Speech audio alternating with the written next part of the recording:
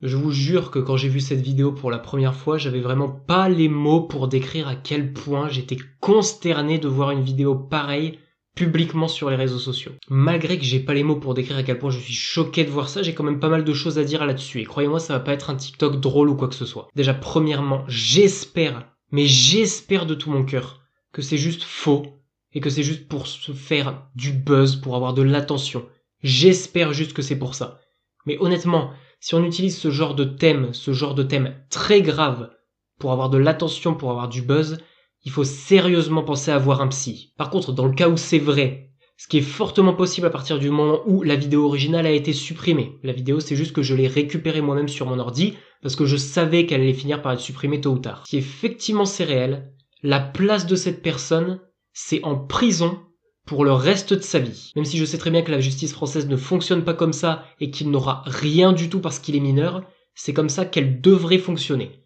Quand tu harcèles quelqu'un au point de pousser cette personne à mettre fin à ses jours, tu mérites purement et simplement la prison à vie. Faut savoir que je parle en connaissance de cause, j'ai connu le harcèlement, que ce soit de la part d'élèves comme de la part de profs, donc je sais de quoi je parle, je connais le sujet, je me permettrai pas d'en parler sans l'avoir vécu. Sérieusement, on en est arrivé à un point où une personne se vante d'avoir poussé une fille au...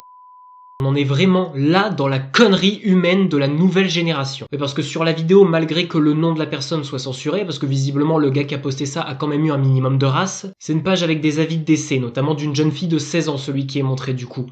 C'est clairement l'âge auquel t'es au lycée, donc il est très fortement possible que ce soit vrai. Alors la personne le sait, hein, elle se cache avec sa cagoule, etc. Il veut vraiment pas qu'il soit retrouvé. Parce que de toute façon, s'il est retrouvé, il va avoir de très très gros problèmes. En tout cas, si c'est réel, je ne comprends vraiment pas comment on peut en être fier au point de l'exposer fièrement sur les réseaux sociaux comme un putain de trophée. Alors que c'est littéralement, ni plus ni moins qu'un meurtre. Littéralement. Faut savoir que le harcèlement en personne, physique ou morale, comme le harcèlement en ligne, le cyberharcèlement, c'est tout aussi condamnable. Vous pouvez être condamné pour du harcèlement ou du cyberharcèlement. Que vous soyez la personne qui a lancé le harcèlement, comme une personne qui suit. Vous êtes complice dans tous les cas. Donc, s'il vous plaît, arrêtez de banaliser cette horreur. Ça gâche des vies, littéralement, la vie de cette personne, la vie de cette jeune fille qui a 16 ans, elle est perdue à jamais. Et la vie de ses proches, ses possibles frères et sœurs, ses parents, sa famille, elle est ruinée à tout jamais également. Vraiment, si vous voyez ce genre de vidéos maintenant sur TikTok, signalez-les. Mais signalez-les pas juste à TikTok, signalez les trucs sur Pharos et sur les plateformes, identifiez la gendarmerie ou la police.